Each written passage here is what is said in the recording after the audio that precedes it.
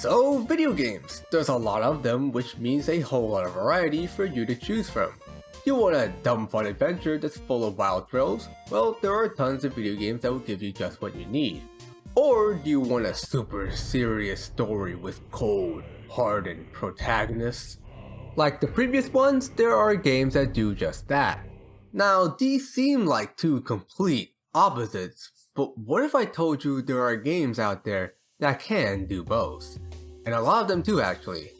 But how, you might ask? How can a game or any piece of media handle two completely conflicting tones and still be a comprehensible experience? Today, I'm going to answer that question and talk about how those games can balance the serious and the wacky, because done right, those are my favorite games. Games that can have fun while also delivering a gut punch in their stories or characters. It's a perfect combo, giving you everything you could ever ask for in a video game. But I also want to look at the ways these games use gameplay mechanics that say a movie couldn't, and why do video games pull this off so much better?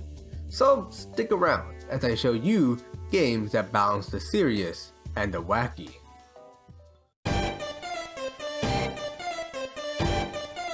Like I said, there are tons of examples I could go with, and don't worry, I got a lot in store, but I don't think I could possibly do this video any justice if I don't start with what is arguably the king of this genre, and that is none other than... Yes, of course, most of you probably saw this coming, as you guys seem to really like it when I talk about Yakuza, and only when I talk about Yakuza. Here, tell you what, I'll cut you guys a deal here. I'll talk about Yakuza now, and in return, you guys watch some of my other videos. Deal? Good. And if you don't worry. I have my ways of making you. Anyway, Yakuza is an extremely special franchise in that it will give you the most extreme case of tonal whiplash, but somehow make it all work. Like, the range of emotions I feel while playing a Yakuza game is nothing short of insanity. One moment, I'm hyped as fuck. Next, I'm laughing my ass off. Then after that, I'm bawling like a baby. And finally, I'm busting it down sexual style to sick beats. There are so many wildly conflicting tones, so how does the game manage it all? Well, it mainly boils down to the fact that Yakuza knows it's a video game, and they allow you, the player, to manage it for them. Because for the most part, the wacky and the serious exist in entirely separate worlds that the player chooses to engage in.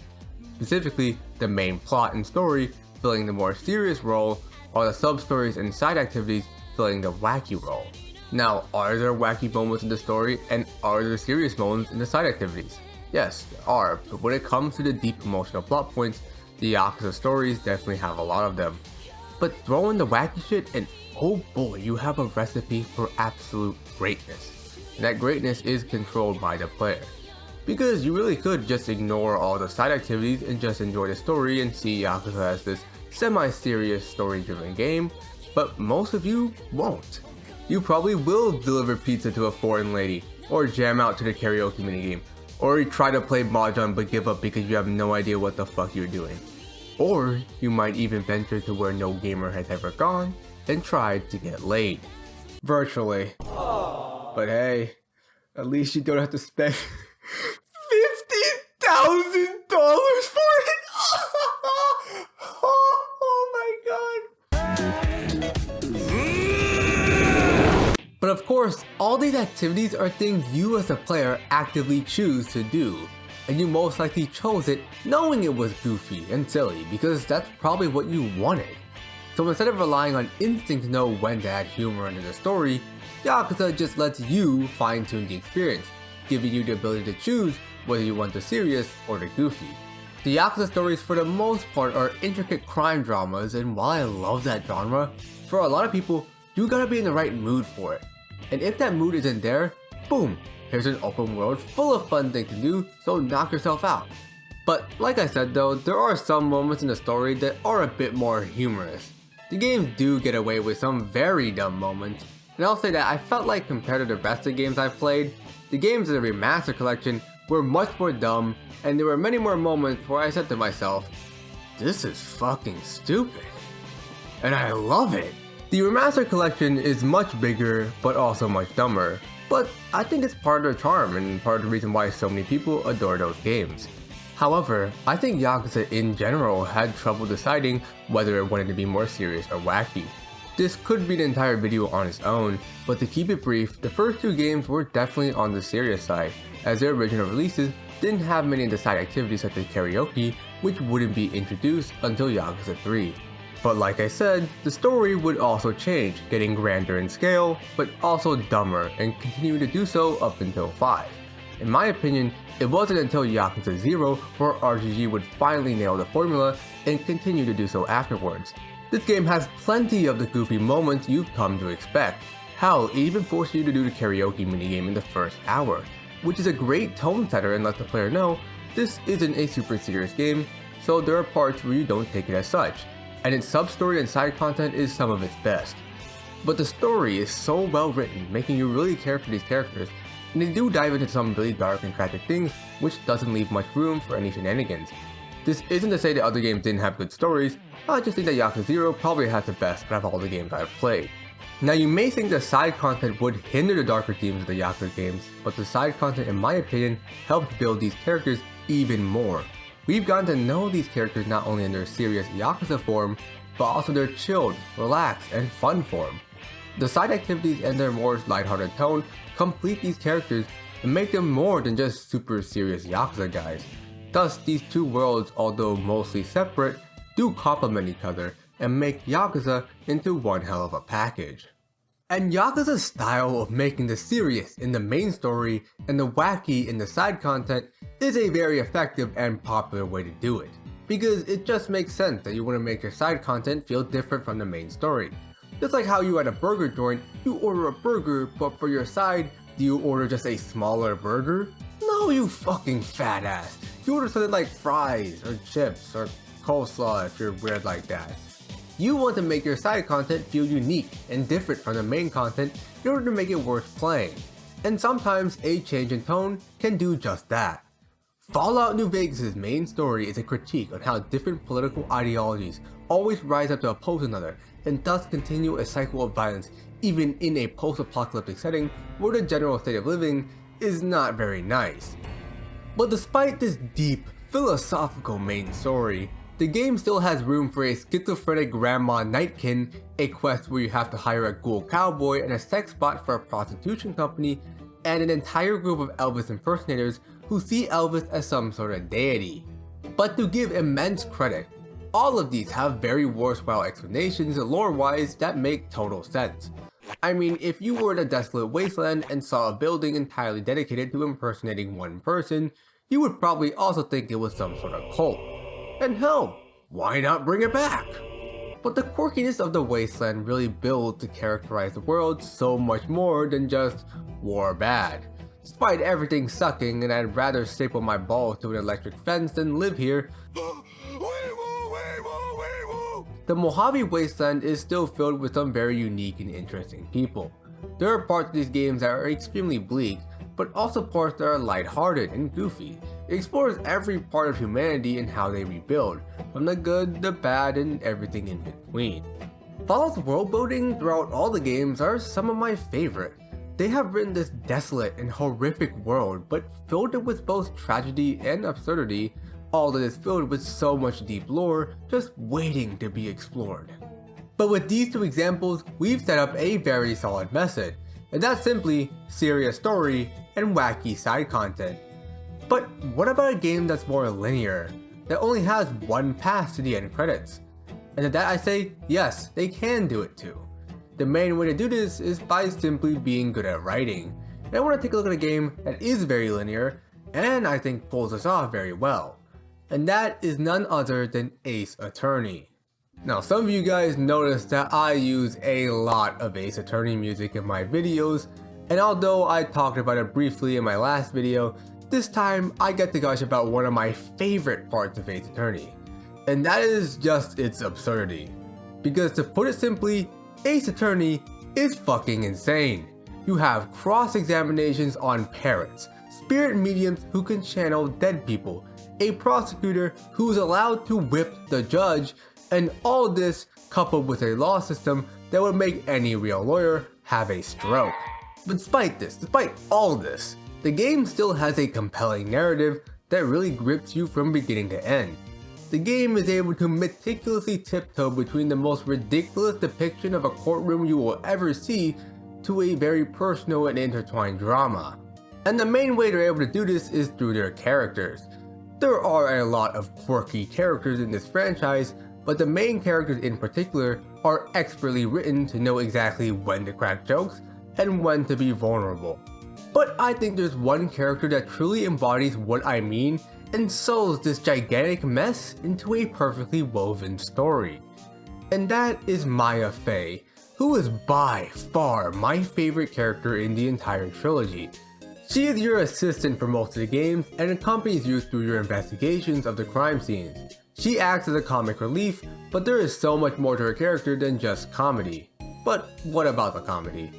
Well, I know comedy is subjective, but personally, I couldn't get enough of her. Her attitude and quips are just so fun and adorable that it lightens the mood and makes you forget that someone got brutally murdered here. She eases your tension so that when some of the more ridiculous events happen, it all feels in character for the world. She is a spirit medium who can channel dead people after all, which should tell you everything you need to know about these games. And I never thought I would sit and click on every little minute detail that I knew wasn't important at all, but Maya's and Phoenix's banter were just too good to pass up on. And if there was a ladder, I mean step ladder, anywhere, oh you betcha I'm inspecting that shit immediately. But when the drama kicks in, her jokes stop, and sometimes she's put at the center of all of it. She is a character who shares the pain of the conflict and isn't without her own demons.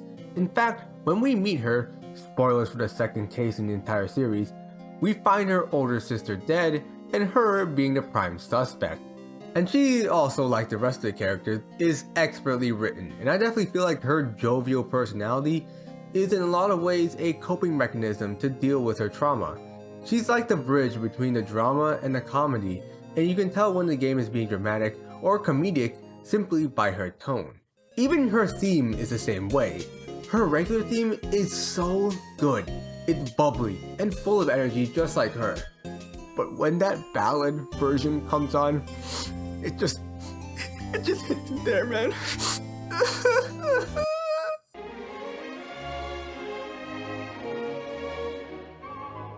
Okay, I think that's all the Ace Attorney I can possibly handle. But hold on, wait a minute! Capcom isn't finished yet, and they're ready for round 2, because they have way more in store for us in Resident Evil 4. Now, as you can probably see, I'm using the original RE4 and not the remake, and that is because I'm broke. But it works out because the wackiness in the OG RE4 is equipped with ballistics. So if you think I'm going to spend $60 on a game that proves my point less just for some slightly better gameplay, then all I have to say to that is, no thanks, bro. So far, this game is the strangest one out the bunch because usually it's the main story serious and other stuff goofy. But for this game, it's main story goofy and other stuff serious. The game is at its core a survival horror game, and yes, it does that job very well. The gameplay is intense and the atmosphere is top notch in making you feel uncomfortable. But whenever the cutscenes happens, it feels like you're playing an entirely different game. After Leon escapes the most grueling and dangerous mission he has ever been on, he immediately starts rizzing up his commanding officer. The cheesy dialogue is genuinely hilarious and worth experiencing on their own, but it completely juxtaposes the tone of the gameplay. On paper, it sounds stupid, but in practice, it's genius. I kinda see it as a reward for the player. You just survived through hell, now here's a funny cutscene you can sit back and laugh at. It's strangely comforting, and I think it helps ease people into the game, especially those who don't handle scary things well. Like me. The B-movie cheese honestly helps the game immensely, and turns this game's story from a forgettable part of the game into a very entertaining and necessary part of the experience. So much so that while not all of the jokes made it, the remake still keeps the same lighthearted tone we all know and love from the original. Okay, but with all these examples I've given, I think it's finally time to answer one of the questions posed at the beginning of this video. And that is, how did these games do it? What is the common thread that allows these games to balance conflicting tones? Well, if I had to put my money on anything, it's gotta be clarity, and it's pretty obvious why. You've gotta make it very clear when you are being serious and when you're not, thus the player is able to take it in with the right mindset. If the player is expecting a serious plot development, but instead gets a dance-off or vice versa, then they're going to be very confused. This is pretty self-explanatory stuff, and in practice, it can be pretty easy to pull off. Games like Yakuza and Fallout are clear that the main story is reserved for the more dramatic moments, while the side content is bustling with creativity and humor. But some games have shown to do it in clever ways as well, but still give a good understanding to the player, like how Ace Attorney does it with cleverly written characters, and RE4 does the opposite of Yakuza and Fallout, with the cutscenes and story being comical, giving the player a breath of fresh air from the dark and intense gameplay. So we have our golden rule, but of course, rules are meant to be broken. Or was that records? Well, anyway, there is a game that does get away with this. A game that doesn't follow this rule, and instead tricks the player? A game that starts out seemingly normal, but slowly devolves into insanity. You could almost say it. Kept you waiting, huh? Oh, brother, this guy stinks! Metal Gear Solid is a game that most likely needs no introduction. A majority of you are probably familiar with this franchise in some sort of way, and the one thing that you most likely know is that it's batshit insane. It houses some of the wildest plot twists and developments that even the most insane wouldn't be able to come up with. However, from an outsider's perspective, these games don't look too conspicuous and don't start out that way either. The intro for the earlier games starts out as a very simple mission, one that our protagonist seems pretty clear about what he's doing and why. Or does he? Because the game will very quickly make it clear that something is off, and as you slip and sneak your way past the beginning sections, the truth eludes you just as much. The rabbit hole constantly seems to get deeper and deeper, leaving you with more questions. And soon those questions will be answered, in the form of an atomic dropkick straight on your noggin. The main villain has actually been your genetic clone brother this entire time? Huh? The guy who replaced his hand with the hand of your dead brother is now being possessed by your brother? What? Turns out that guy wasn't being possessed, but instead used hypnotherapy to make him believe he was possessed? Okay, how does that one even make sense? What the fuck? Now, some of you may say that the games do take themselves pretty seriously, so this shouldn't apply to this video, but the contents of the games are so absurd, so unbelievable, that I think it works perfectly with this video. But the thing that really throws us out of loop is that the wackiness and seriousness aren't separated like the rest of the games we've talked about. Instead, they're combined to create this harmonious mess that is the Metal Gear storyline, and in turn, makes the cutscenes so engaging. Because no matter how creative you may be, some of these plot points are impossible to predict, and that unpredictability keeps you engaged and keeps you excited for what other revelations Kojima has in store for you. I like to think that there were some naive gamers back then playing the original Metal Gear Solid, thinking this was going to be a normal stealth action game, only to be met with a cyborg ninja. And I think that's a huge part of the appeal to these games. There is no possible way of being underwhelmed by a reveal. In fact, I don't even think Kojima knows what that word means. Metal Gear Solid is honestly just half cutscene for most of the games, and it's very easy to kind of just zone out during a cutscene in most games, but Metal Gear Solid demands your undivided attention, or else good luck figuring out what the hell is happening. This game will throw mountains of information at you, giving you barely any time to process it. But once again, the information is either really deep and groundbreaking, or straight up nonsensical that you just can't help but listen to it. I also like how each game in the franchise has progressively cut to the chase faster and got to the ridiculous stuff quicker and quicker, until in Metal Gear Rising the tutorial boss is literally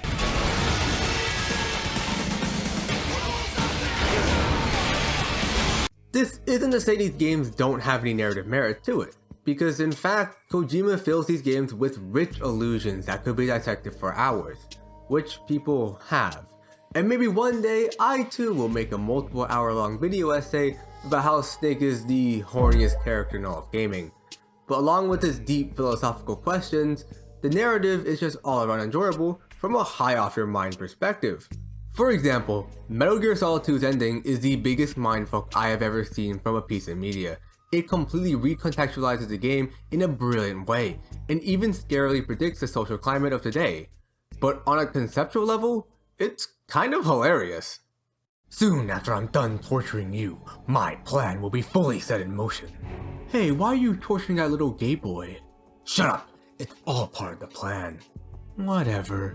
I'm planning on betraying you anyway. Planning to betray me, are you? What? Did Ocelot tell you our plan?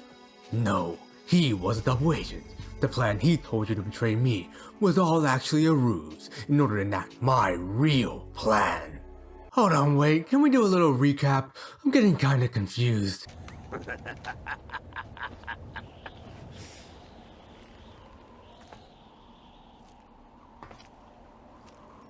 What exactly do you find so funny? You see, I was actually a triple agent, working for the Patriots this entire time, and all of you fell right in place. Every step of the way here has all been a part of the plan, and everything has been exactly how it should be. Except for you, Snake. Why the fuck are you here? Well, no matter. This time I just killed you all anyway, and oh, what is happening? Oh no! Brothers! Huh? Leopard! Who? I've been inside this arm all along, waiting for the right time to awaken.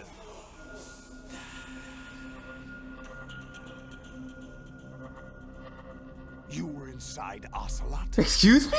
Yes, a sleeper in the arm of a Patriot spy. And it was I who arranged for your appearance here, Snake. And now that everything is in motion for my plan, I think it's time I took my leave. Liquid! You get back here, you jackass! Okay, will someone please tell me what the hell is going on? It was us, Raiden. We planned this. All of this. You see, we are a highly intelligent AI that... I want to take time now to severely apologize for the horrendous display of editing that you just witnessed. But anyway, now I kind of have to wrap this whole video up into one neat package, so I think I should answer the other big question proposed in the beginning of this video. And that is, why is this so much more common in video games? Sure, you have a handful of movies or TV shows who can do this, but for every example of those, there are probably a dozen more from video games. In fact, there are so many more examples I could have pulled from, but I just didn't decide to include it because this video would be way too long. But even considering the games we've covered, many of them, like say Resident Evil 4, if turned into a movie or TV show, would be complete disasters, but in video game form, they're heralded as masterpieces. And after thinking about it, I think it has to do with the fact that video games have one thing that presides over everything else, including the narrative. And that is gameplay and just general fun. Because at the end of the day, video games are games, and thus its enjoyability should be its top priority. A game doesn't need a groundbreaking story to be enjoyable. So why not have fun and get a little wild with your story and world? Because the wilder your world, the wilder your gameplay. One of the most famous video games of all time is about an Italian plumber who goes and stomps on sentient turtles and mushrooms to save a princess.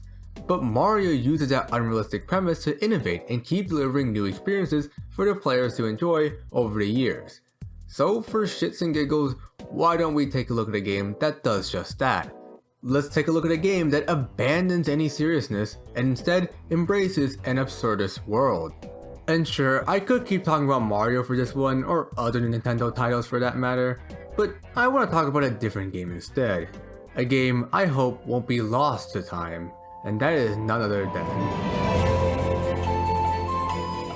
Like I said previously, This is another game where the world doesn't have many limitations, thus the world is free to be molded into whatever the developers desire. And the developers use this freedom to divide A Hat in Time into many different worlds, each with a unique theme. And all of them are filled to the brim with vibrant set pieces, lovable characters, and an expansive sandbox for you to explore to your heart's content. Every single level feels like a completely unique experience. One moment you're taking down a mafia gang, next you're having a parade with a band of penguins, or you're fighting a porta potty, or even it's, "Hello everybody, my name is Mark Blair, and never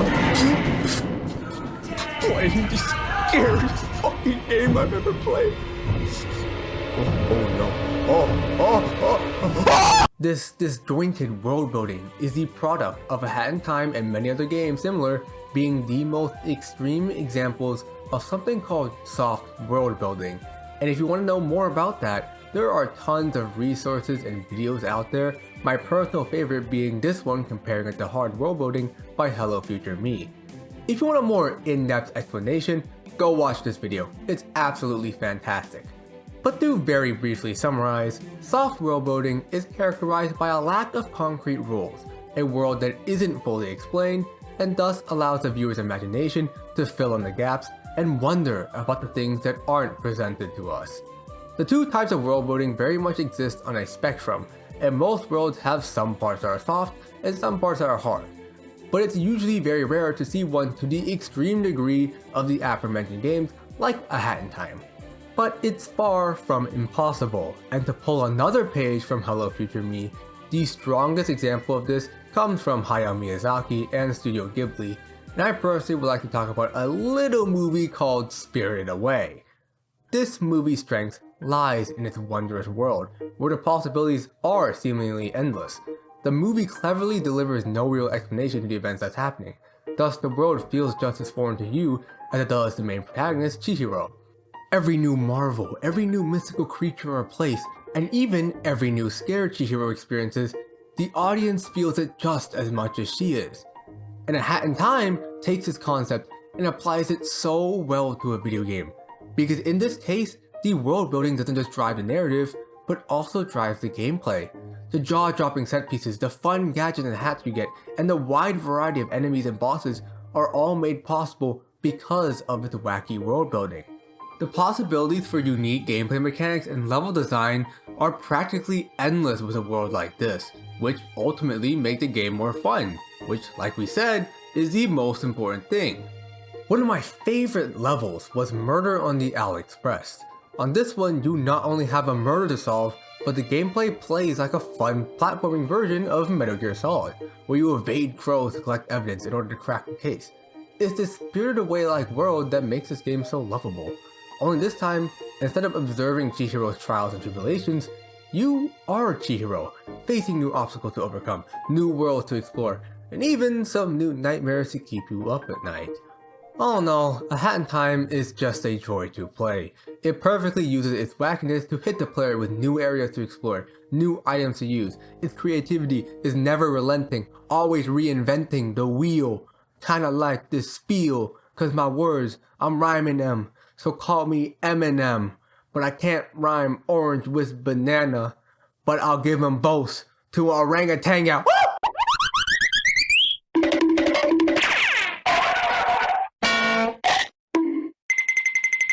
So, what did we learn today? Well, I guess it's that video games don't have to be super serious in order to catch our eyes. Nowadays, I feel like the industry is lacking this kind of fun and creativity. The video game industry has grown into a powerhouse, but with it came this feeling of needing to look professional, to be looked at as a distinguished medium. But back then, there wasn't all that. Instead, developers were creative, pushed boundaries, and had some really wacky ideas. But we still saw the value in those games. I'm also not saying to do away with games that are aiming to deliver a deep story. Those are obviously fine, but I just think we need some more games with lighthearted fun. And of course, you can still have your deep stories too.